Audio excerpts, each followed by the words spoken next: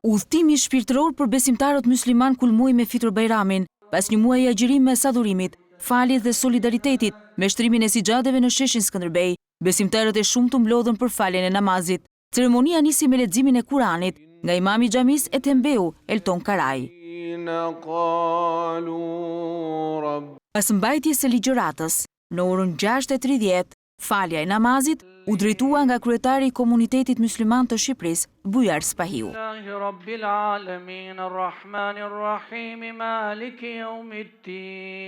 Në një intervistë për Radio Televizionin Shqiptar, kreu i komunitetit musliman përsulli mesazhin e urimit, ndërsa u ndal edhe tek situata e luftës në lindjen e mesme. Uroj dhe shpresoj që muaji Ramazanit ishte një muaj i begatisë dhe i mirësisë dhe i mirësive të mëdha.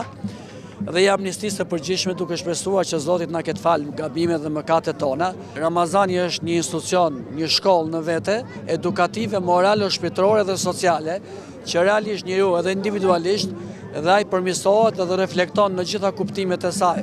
Që do të thotë njeriu kur agjeron dhe është i uritur, i kujtohet i varfri gjithmonë që duhet të zgjas dorën e solidaritetit për ta ndihmuar atë për të shkuar në ndihmë atij për kënaqësinë e Zotit. Presojmë nga Zoti që lufta të përfundojë sa më shpejt, edhe në ato vendet ku ka konflikte sot, lufta nuk është e dëshiruar nga askush. Politikisht të gjendet gjuha e përbashkët, gjuha e kompromisit.